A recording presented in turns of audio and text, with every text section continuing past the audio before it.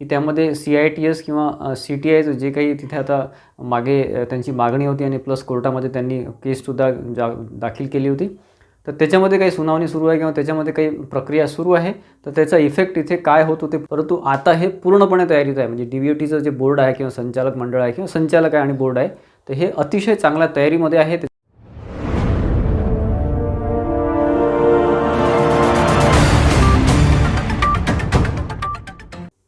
नमस्कार विद्यार्थी मित्रांनो, मी अमोल आगरकर, इंजिनियर अमोल चॅनलमध्ये पुन्हा एकदा आपले मनापासून स्वागत करतो. ITI instructor 1457 vacancies, craft instructor आपण ज्याला म्हणतो, त्यामध्ये अतिशय चांगली अपॉर्च्युनिटी आहे. डिप्लोमा होल्डर्स, ITI होल्डर्स आणि BE होल्डर्स यांच्याकरता वेगवेगळ्या ब्रँचच्या वेगवेगळ्या पोस्ट आहेत, वेगवेगळ्या डिव्हिजन वाईज पोस्ट आहेत. तर त्यामध्ये आपण त्या रिलेटेड वरच्यावर व्हिडिओज घेतो आहोत, वरच्यावर तुम्हाला अपडेट्स देतो आहोत किंवा त्यामध्ये जे काही आता CBT 1 ऑलरेडी झालेली आहे, त्यामध्ये 28-29 तारखेला ती CBT 1 झालेली आहे वेगवेगळ्या ट्रेडची. त्यामध्ये जे काही सेफ स्कोअर असतो त्या सेफ स्कोअरबद्दल बऱ्यापैकी आपण माहिती दिलेली आहे. बरेचसे डाऊट्स विद्यार्थ्यांचे क्लिअर करायचा प्रयत्न केलेला आहे. आणि प्लस आपलं जे टेलिग्राम चॅनल आहे, इंजिनियर अमोल टेलिग्राम चॅनल, त्यावरसुद्धा आपण वरच्यावर महत्त्वाचे अपडेट्स किंवा स्टडी मटेरियल सध्या अपलोड करतो आहोत. थेरी असेल किंवा सिलेबस वाईज असेल किंवा थेरी मटेरियल असेल, नंतर तुमचे व्हिडिओज असतील महत्त्वाचे, आणि जे काही मटेरियल जिथे अवेलेबल आपण जे काही करून देऊ शकतो त्याचा आपण प्रयत्न करत आहोत. त्यामध्ये आजच्या व्हिडिओमध्ये आपण बघणार आहोत की CBT 1 ऑलरेडी झालेली आहे. तर CBT 1मध्ये जे काही आता रिझल्ट एक्सपेक्टेड आहे पुढच्या काही दिवसामध्ये किंवा 15 तारखेपर्यंत किंवा 15च्या रेंजमध्ये आपल्याला रिझल्ट एक्सपेक्टेड आहे. त्याच्यानंतर सॅलरीबद्दल मला बरेच विद्यार्थ्यांचे प्रश्न होते, कारण की आपण एखाद्या पोस्टसाठी जेव्हा प्रिपरेशन करतो किंवा आपण टार्गेट ठेवतो, त्याचं सगळ्यात मेन असतं की आपल्याला पहिला पगार किती मिळणार आहे, ते जॉब जॉईन झाल्यानंतर किंवा जॉईन झाल्यानंतर किती पगार मिळेल, हे आपल्या मनामध्ये क्युरियोसिटी असते आणि त्यांनी आपल्याला एक बूस्टअप मिळत असतं, एक एनर्जी मिळत असते. तर त्याबद्दल थोडंफार मी बोलणार आहे. त्यानंतर हेल्प डेस्क नंबर DVETचा आहे. त्याच्यामध्ये बघा विद्यार्थ्यांचे बरेच क्वेरीज आहेत, त्यांना बरेच काही प्रश्न आहेत. फॉर्म सबमिशन रिलेटेड असेल किंवा त्यांच्या रजिस्ट्रेशन ID बद्दल असेल किंवा काही डिटेल्सबद्दल असतील, तर बऱ्याच विद्यार्थ्यांचे जे प्रश्न होते त्यामुळे मी इथे थोडंफार इथे त्यावर बोलणार आहे. तुम्हाला हेल्प डेस्क नंबर वगैरे इथे ऑलरेडी त्या याच्यामध्ये दिलेलं आहे जाहिरातीमध्ये, परंतु बरेच विद्यार्थी ते बघत नाही किंवा बघण्यात येत नाही, त्यामुळे इथे मी थोडंसं ठळक याच्यामध्ये देतो आहे माहिती. त्यानंतर ट्रेड सिलेक्शन आहे आणि बुक्स आहे. ठीक आहे, ट्रेड सिलेक्शनबद्दल बऱ्याच विद्यार्थ्यांना अजूनही डाऊट्स आहेत, त्यांचं अजूनही फायनल झालेलं नाही ट्रेड कोणता सिलेक्ट करायचा वगैरे. आणि बुक्सबद्दल पण एक छोटंसं तुम्हाला अपडेट द्यायचं आहे. त्यानंतर एक महत्त्वाचा आपला मुद्दा आहे, तो म्हणजे स्टडी मटेरियल आणि प्रिपरेशन स्ट्रॅटेजी. स्टडी मटेरियल आपण इंजिनियर अमोल आपण चॅनल जे आहे टेलिग्राम चॅनल, त्यावर जास्तीत जास्त अपलोड वरचेवर करतो आहे, ट्रेड वाईज अपलोड करतो आहे. त्याच्यामध्ये जसे मला कमेंट असतात तसं मी तिथे अपलोड करतो आहे. आणि प्लस यावर जी प्रिपरेशन स्ट्रॅटेजी आहे CBT 2ची, ती पण आपण थोडंफार इथे बघणार आहोत. ठीक आहे मित्रांनो, बघा CBT 1 आपण दिलेली आहे. ठीक आहे, CBT 1मध्ये ऑल ट्रेड जे आहे, बाकीचे जे आता प्रत्येक ट्रेड आहे त्याच्यामध्ये प्रत्येकाने इथे एक्झाम दिलेली आहे.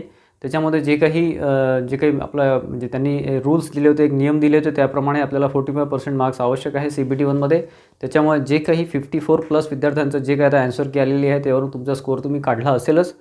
त्याच्यामध्ये नॉर्मलायझेशनसुद्धा होणार आहे, कारण की 28चा पेपर हा बऱ्यापैकी इझी होता, म्हणजे मिडियम लेवलचा होता, आणि 29चा पेपर हा त्यापेक्षा थोडा टफ होता. त्याच्यामुळे 29चे जे पेपर आहे किंवा ज्यांचे मार्क्स जेवढे येत आहेत, सपोज आता तुमचे साधारण 60 मार्क्स येत असेल 29चे, तर ते थोडेफार इथे वाढण्याची शक्यता आहे. आणि ज्यांचा 28चा पेपर आहे त्यांचे मार्क्स थोडेफार कमी होण्याची शक्यता आहे. जे काही नॉर्मलायझेशनची प्रोसेस आहे ते सांगतो. ठीक आहे, तर हे आता पुढच्या काही दिवसामध्ये होईलच आणि तुमचं जे काही रिझल्टमध्ये सगळं डिक्लेअर होईलच. आणि त्याच्यानंतर बघा रिझल्ट जो आहे अपेक्षित आहे तो 15 तारखेच्या जवळपास, म्हणजे या शनिवारपर्यंत, म्हणजे या सॅटर्डेपर्यंत रिझल्ट लागण्याची शक्यता आहे. त्याच्यामध्ये एक थोडा एक बॅड न्यूज किंवा एक थोडाफार एक निगेटिव्ह तिथे एक असं आहे की त्यामध्ये CITS किंवा CTIचं जे काही तिथे आता मागे त्यांची मागणी होती आणि प्लस कोर्टामध्ये त्यांनी केससुद्धा दाखल केली होती. तर त्याच्यामध्ये काही सुनावणी सुरू आहे किंवा त्याच्यामध्ये काही प्रक्रिया सुरू आहे. तर त्याचा इफेक्ट इथे काय होतो ते पुढच्या काही दिवसामध्ये कळेलच, परंतु आपण थोडंफार इथे पॉझिटिव्ह राहणं अपेक्षित आहे किंवा आवश्यक आहे. कारण की तुम्हाला एक अतिशय महत्त्वाची न्यूज सांगतो मित्रांनो, की त्यामध्ये कसं आहे की DVETचं जे बोर्ड आहे, जे आता यांनी TCS पॅटर्नला पूर्ण दिलेलं आहे, याच्या आधी TCSनी कधीच कंडक्ट केलेली नाही याची एक्झाम किंवा ITI इन्स्ट्रक्टर किंवा क्राफ्ट इन्स्ट्रक्टरची एक्झाम. त्याच्या आधी म्हणजे बघा साधारण काही महिन्यापूर्वी म्हणा किंवा मागच्या वर्षी वगैरे 700 जागा हे काढणार होते, परंतु जे काही बोर्ड आहे DVETचं किंवा संचालक आहे किंवा जे काही बोर्ड ऑफ डायरेक्टर्स जे काही आपण म्हणतो हायर ऑफिशियल्स आहे, ते यावेळेस फुल्ली प्लॅनमध्ये होते. अतिशय चांगला प्लॅन केलेला होता त्यांनी, कारण की प्रत्येक वेळेस जेव्हा ते जाहिरात काढायला जायचे किंवा मागच्या वर्षी 16-17मध्ये सुद्धा हा प्रयत्न करण्यात आलेला होता. CITS किंवा CTIचं जे काही इश्यू तेव्हा पण होता, आज पण आहे. त्याच्यामुळं ही भरती प्रक्रिया जी रखडल्यासारखी होते आहे किंवा मागे त्यावेळेस ती कॅन्सल करण्यात आली होती. परंतु आता हे पूर्णपणे तयारीत आहे. म्हणजे DVETचं जे बोर्ड आहे किंवा संचालक मंडळ आहे किंवा संचालक आहे आणि बोर्ड आहे, तर हे अतिशय चांगल्या तयारीमध्ये आहे.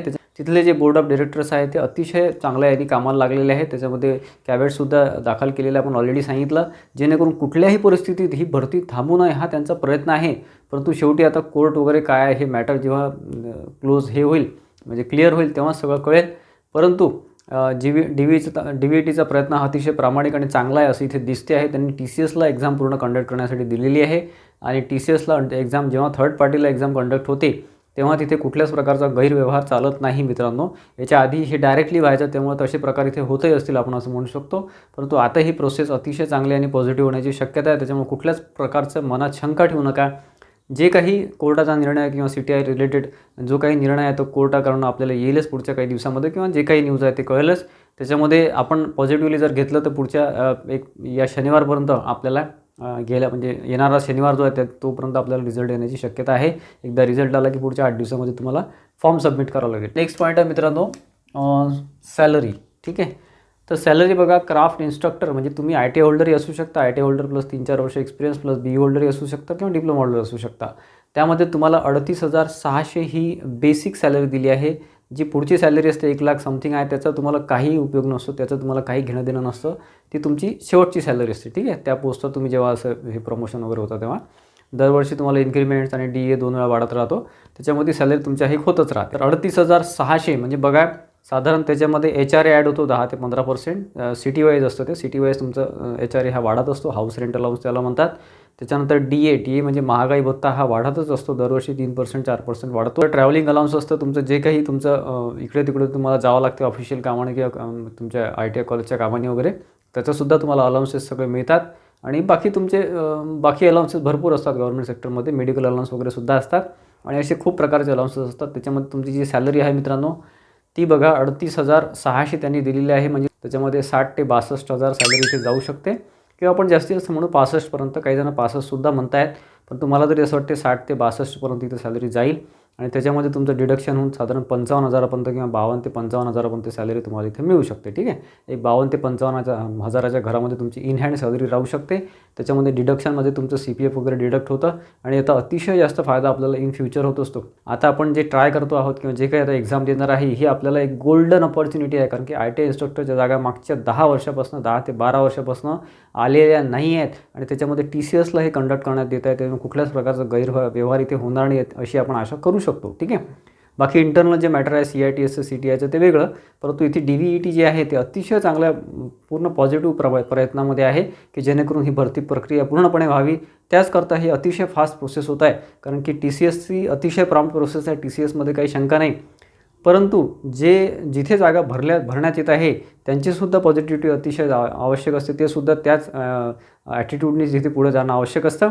तर DVET आणि TCS दोन्हीसुद्धा चांगल्या याने इथे जात आहे. त्याच्यामुळे आपलं पुढची जी प्रोसेस आहे, जसं CBT2 आहे त्याचा रिझल्ट आहे, त्यानंतर पुढचं DV आहे, डॉक्युमेंट व्हेरिफिकेशन आहे आणि जॉईनिंग आहे, ह्या सगळ्या प्रोसेस ह्या लवकर होण्याची शक्यता आहे. परंतु जे काही कोर्ट मॅटरचा एक थोडा अपवाद आहे इथे, तिथे जर काही अडचण आली नाही तर पुढची प्रोसेस हे लवकर होईल. अन्यथा आपल्याला पुढच्या 8-10 दिवसामध्ये काही गोष्टी कळतीलच. रिझल्ट जर लवकर लागला 15 तारखेपर्यंत किंवा जास्तीत जास्त 20 तारखेपर्यंत, असं समजा की पुढची प्रोसेस ही व्यवस्थित होईल. ठीक आहे, इन्क्वायरीसाठी भरपूर हे आले, विद्यार्थ्यांचे भरपूर प्रश्न आलेत की सर असं झालं तसं, किंवा फॉर्ममध्ये काही चेंजेस झाले आहे किंवा रजिस्ट्रेशन नंबर हे झाला आहे किंवा ते झालं आहे, काही चेंजेस करायचे. त्यासाठी बघा मित्रांनो, हेल्प डेस्क नंबर यांनी दिलेला आहे आपल्या जाहिरातीमध्ये. त्यामध्ये हा फोन नंबर आहे 7353927779. ठीक आहे, सकाळी 9 ते 6 वर्किंग डेजमध्ये तुम्ही या नंबरवर कॉन्टॅक्ट करू शकता. ते लवकर फोन उचलणार नाही, परंतु तुम्हाला ट्राय करत राहावं लागेल. इथे तुम्हाला बऱ्यापैकी माहिती मिळून जाईल आणि कन्फर्म माहिती मिळेल. त्यामुळे इकडे तिकडे डिपेंड न राहता या नंबरवर डायरेक्ट कॉन्टॅक्ट करा. अदरवाईज हा मेल ॲड्रेस आहे DVET helpdesk2022@gmail.com. यावर सुद्धा तुम्ही मेल करून माहिती विचारू शकता. एकदम रिप्लाय येणार नाही, परंतु तुम्हाला तिथे विचारायला काही हरकत नाही. पुढच्या काही दिवसामध्ये रिप्लाय येऊ शकतो. त्यानंतरचा महत्त्वाचा मुद्दा आहे मित्रांनो, ट्रेड सिलेक्शन. तर बघा, ट्रेड सिलेक्शनसाठी अतिशय विद्यार्थ्यांची म्हणजे जमलिंग होत आहे. कुठे ट्रेडसाठी, जसं मेकॅनिकलचे 22 ट्रेड आहे, प्रोडक्शनचे 4-5 टेस्ट आहे, ट्रेड्स आहे, ऑटोमोबाईलचे 4 आहेत, त्यानंतर इलेक्ट्रिकल इंजिनिअरिंगचे 2 ट्रेड्स आहेत. त्याचे मार्क्स आहे CBT 1चे, त्याला अतिशय जास्त महत्त्व आहे. तुमचा स्कोर हा अतिशय चांगला असेल, 90+ असेल, 100+ असेल, तर तुम्ही जे एकदम जसं आता याच्यामध्ये मेकॅनिकलमध्ये फिटर, टर्नर आणि वेल्डरचे हे थोड्या जास्त जागा आहे, तर त्याच्यामध्ये तुम्ही 90+ किंवा 100+ असाल तर तुम्हाला या ट्रेडसाठी अप्लाय करायला काहीच हरकत नाही. तुमचं बऱ्यापैकी सिलेक्शनचे चान्सेस वाढतात, कारण की तुमचे CBT 1 स्कोर चांगला झाला आहे. परंतु ज्यांचा स्कोर कमी आहे, 60 आहे, 70 आहे, 80 आहे, तर त्यांनी थोडंफार तुम्हाला एक डोकं लावावं लागेल की जिथे विद्यार्थी कमी असू शकतात किंवा कॉम्पिटिशन कमी असू शकते, असा एक तुम्हाला विचार करावा लागेल. तुम्हाला कधी काय होते की जास्त पर्सेंट असूनसुद्धा सिलेक्शन होणार नाही, एखाद्याचं थोडंसं कमी पर्सेंट असलं तरी सिलेक्शन होऊन जाईल. आणि दुसरं असं आहे की त्याच्यामध्ये जे नंबर ऑफ वॅकन्सीज आहे कॅटेगरीनुसार त्यातसुद्धा अतिशय महत्त्वाचे आहे, त्यालासुद्धा गृहीत धरून तुम्हाला हे करावं लागेल. मी आता पुढच्या काही दिवसामध्ये, आपण ऑलरेडी टेलिग्राम चॅनलवर बरंच मटेरियल अपलोड केलेलं आहे, ट्रेड वाईज आणखी अपलोड करणार आहे पुढच्या 2 दिवसामध्ये. आणि प्लस तुम्हाला ट्रेड वाईज कोणता ट्रेड अप्लाय केला पाहिजे याचा एक स्लॅब देणार आहे. स्लॅब म्हणजे काय, प्रत्येकाचे इंडिव्हिज्युअली मार्क तिथे मी टाकू शकत नाही, परंतु 60 ते 80, 80 to 100, 100 to 120 असं एक स्लॅब देणार आहे. त्याच्यामध्ये कोणते ट्रेड तुम्हाला तिथे हे करणं आवश्यक आहे किंवा चूज करणे आवश्यक आहे, चॉईस करणे आवश्यक आहे, त्याचं मी थोडं पॅरेग्राफमध्ये एक माहिती देणार आहे. तर त्यावर माझं आता ॲनालिसिस चालू आहे, आपल्या टीमचं ॲनालिसिस चालू आहे. त्यानंतर आपण त्या ट्रेड वाईज इथे माहिती देऊ, कारण की ट्रेड सिलेक्शन हा अतिशय महत्त्वाचा भाग आहे मित्रांनो यामध्ये, ट्रेड सिलेक्शन. ठीक आहे, ट्रेड सिलेक्शनवर तुमचं बऱ्यापैकी सिलेक्शन डिपेंड आहे, तुमचं शॉर्टलिस्ट होणं तुमचं त्यावर डिपेंड आहे. त्याच्यामुळे अतिशय महत्त्वाचा भाग आहे.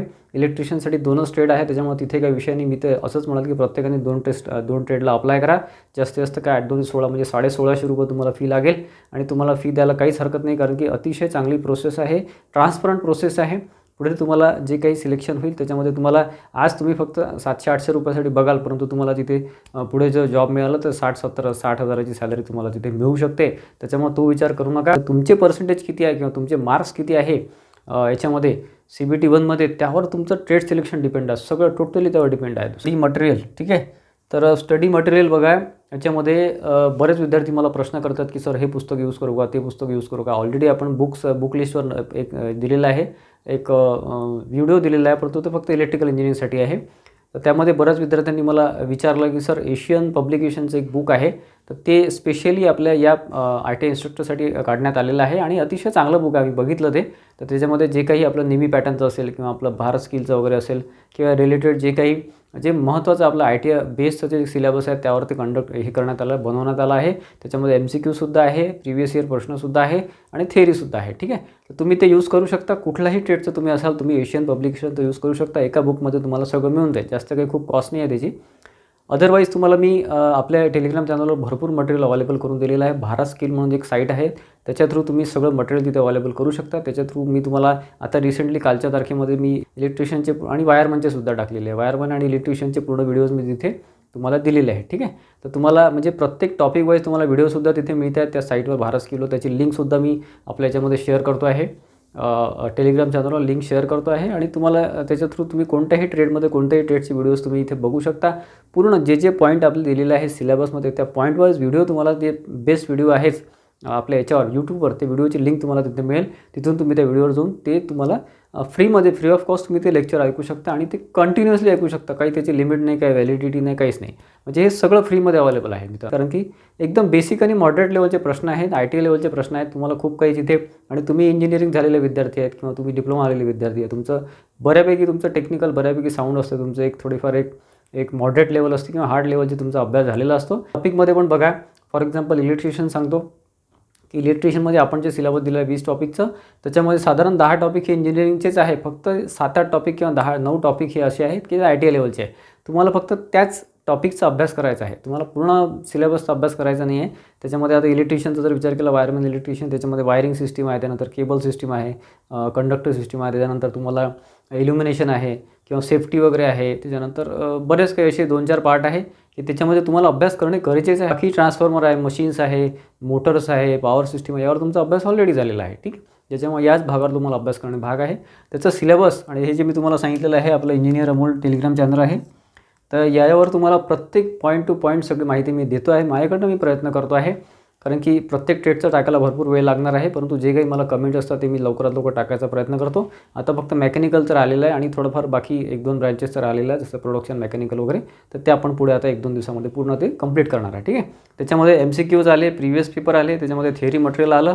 थिअरी मटेरियलचा जर तुम्ही प्रिंट काढून अभ्यास केला तर तुम्हाला दुसरं कोणतंच पुस्तक वापरायची गरज नाही. सगळं आलेलं आहे. ते जर तुम्ही केलं ना तर तुम्हाला दुसरं काही करायची गरज पडत नाही.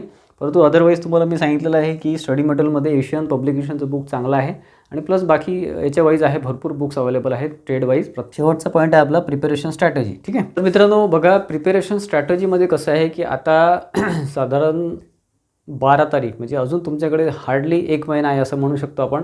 कारण की प्रोसेस जर व्यवस्थित झाली, मधला काही कोर्टाचा किंवा काही प्रॉब्लेम आला नाही तर 10 ते 15 तारखेपर्यंत नोव्हेंबरपर्यंत CBT2 आपली होईल. त्याच्यामुळे हार्डली आपल्याकडे 30 दिवस बाकी आहे. या 30 दिवसामध्ये तुम्हाला अतिशय म्हणजे पॉईंट टू पॉईंट अभ्यास करायचा आहे, जास्त भारूड करायचा नाही आणि बेसिक आणि मॉडरेट लेवलचा अभ्यास करायचा आहे, टफ लेवलचा अभ्यास करायचा नाही आहे, हे लक्षात घ्या. कारण 40 पैकी साधारण 20 ते 22 किंवा 23 प्रश्न हे अतिशय बेसिक लेवलचे राहणार आहे, 1 लाईन 2 लाईनचे राहणार आहे. त्यानंतर थोडेफार 7-8 प्रश्न जे आहेत ते थोडेफार फॉर्म्युला बेसिसवर किंवा न्यूमेरिकल बेसिसवर, न्यूमेरिकलसुद्धा अतिशय बेसिक लेवलचं ते राहणार आहे. आणि नंतर मग ते शेवटचं आहे एक 7-8 मार्क किंवा 10 मार्क ते हार्ड लेवलचं राहील थोडंफार, म्हणजे त्याच्यामध्ये तुम्हाला टफ राहील. त्याच्यामध्ये 40 पैकी तुमचे 30 प्रश्न तुमचे बरोबर येण्याची शक्यता अतिशय चांगली आहे जर तुमचा अभ्यास चांगला असेल तर. म्हणजे 80 पैकी 60 मार्क तुम्हाला मिळू शकतात. आणि ज्यांचा स्कोअर 90+ आहे, 95+ आहे CBT1मध्ये, त्यांना तर काही प्रश्नच नाही. त्यांना कसं आहे की CBT2 आणि आपण जे इंजिनिअरिंगचे विद्यार्थी आहे किंवा टेक्निकलचे विद्यार्थी आहे तर आपलं टेक्निकल हे नेहमी चांगलं असते.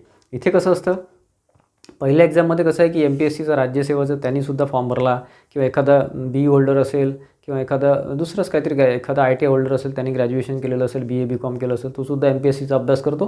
तर त्याच्यामुळे तिथे स्कोअर जास्त आलेला आहे, त्याच्यामध्ये त्याचं जे मेरिट आहे ते थोडं जास्त येईल. CBT1चं हे CBT1वाले सगळेच्या सगळे CBT2मध्ये बसतील की नाही इथून शंका आहे. बाकी रिझल्टची नंतरची गोष्ट आहे. जे काही कट ऑफ आहे हा कट ऑफ हा जास्त लागण्याची शक्यता आहे. म्हणजे आतापर्यंत तरी अंदाज असाच येतो आहे. परंतु CBT1मध्ये जर MPSC किंवा राज्यसेवेचे विद्यार्थी किंवा ते जर विद्यार्थी जास्त असेल तरच मग याच्या कट ऑफमध्ये फरक पडेल. अदरवाईज कट ऑफ हा 150+ ॲटलीस्ट लागेल. मी जनरल आणि OBCसाठी सांगतो आहे, बाकी कॅटेगरी वाईज त्याच्यापेक्षा कमीच येईल, नो डाऊट त्याच्यापेक्षा कमीच येईल. परंतु जनरल OBCसाठी ॲटलीस्ट 150 ते 160, 160-65 पर्यंतसुद्धा जाऊ शकतो कट ऑफ. कट ऑफ म्हणजे शेवटचा कॅन्डिडेट. फॉर एक्झाम्पल ओपनचा, जनरलचा कट ऑफ हा जो आहे तो 160+ जाण्याची शक्यता आहे. ठीक आहे. त्याच्यामध्ये तुमच्या वॅकन्सीवर डिपेंड आहे, तुमच्या ट्रेडच्या वॅकन्सीवर डिपेंड आहे, कोणत्या ट्रेडला किती वॅकन्सी आहे त्याच्यावर डिपेंड आहे सगळ्या गोष्टी. ते खूप म्हणजे कारण जागा पण जास्त आहे, कॅटेगरीज पण खूप इन्व्हॉल्व आहे आणि CBT1 CBT2चा स्कोअर आणि बऱ्याच गोष्टी याच्यामध्ये आहे. त्याच्यामुळे याचं जे आहे ना हे निश्चित असं सांगणं हे याच्यामध्ये कठीण आहे. अजून सध्याच कुठल्याच प्रकारचा अंदाज घेऊ नका, अभ्यासात राहा, CBT1साठी क्वालिफाय करा. नाही तर मला आता 58 मार्क आहे, 60 मार्क आहे तर मी कशाला माझं सिलेक्शन होणार नाही असं करू नका. तुम्ही फॉर्म भरा, जास्तीत जास्त 700-800 रुपये जातील तुमचे, पण तुम्ही फॉर्म भरा आणि तयारीला लागा. जास्त 1 महिना तुम्हाला 1-1.5 महिना फक्त अभ्यास करायचा आहे आणि बाकी तुमच्या याच्यामध्ये दुसरा काही एक्झाम असेल तर त्याचीसुद्धा तयारी तुम्ही नंतर करू शकता. परंतु आता फक्त तुम्हाला 1 महिना ITI इन्स्ट्रक्टरच्या CBT2साठी देणे आहे, तेवढं तुम्हाला करणं आहे. जर तेवढं तुम्ही केलं आणि तुम्हाला कट ऑफमध्ये सुद्धा तुम्ही बसू शकता. Depends on your trade choice. 2 दिवसामध्ये मेकॅनिकलसुद्धा अपलोड होऊन जाईल आणि त्याच्यामध्ये MCQसुद्धा आपण टाकणार आहे. MCQची प्रॅक्टिससाठी तुम्हाला सगळं MCQज आणि प्रिव्हियस पेपर टाकणार आहे आपण त्याच्यामध्ये. आणि प्लस आपलं जे काही व्हिडिओज आहेत ते सुद्धा येतील ट्रेड वाईज. ठीक आहे. पुढच्या 8 दिवसामध्ये सगळं कंप्लीट होईल. म्हणजे बाकी तुम्हाला दुसरं काही करायची गरज नाही. जे सेल्फ स्टडी विद्यार्थी करत आहे त्यांच्यासाठी मी सांगतो आहे की दुसरं काही करायची गरज नाही. आपल्या टेलिग्राम चॅनलला नक्की जॉईन करून ठेवा. इंजिनियर अमोल आपलं टेलिग्राम चॅनल आहे, लिंक मी डिस्क्रिप्शन बॉक्समध्ये देतो आहे. तुम्ही टेलिग्राम जे काही आपला सर्च बॉक्स असतो तिथे इंजिनियर अमोल जरी टाकलं तरी आपला हा यूट्यूबचा जो आयकॉन होता तो तिथे तुम्हाला दिसेल, त्यावर तुम्ही सगळं सर्च करू शकता. ठीक आहे. पुढचे जे व्हिडिओज आहेत ते आपले येतीलच. त्यासाठी आपल्या चॅनलला इंजिनियर अमोल चॅनलला नक्की सबस्क्राईब करून ठेवा, जेणेकरून वरचेवर अपडेट्स तुम्हाला मिळत राहतील. आणि टेलिग्राम चॅनल आपले इंजिनियर अमोल टेलिग्राम चॅनलसुद्धा सबस्क्राईब करून ठेवा, त्यावर अतिशय महत्त्वाचे अपडेट्स येत आहेत मित्रांनो, त्यामुळे त्याला मिस करू नका. आणि आजचा व्हिडिओ तुम्हाला आवडला असेल तर प्लीज व्हिडिओला एक लाईक करा आणि आपला व्हिडिओ शेअर करा, जेणेकरून इतर विद्यार्थ्यांना सुद्धा अतिशय महत्त्वाची माहिती मिळेल. धन्यवाद मित्रांनो.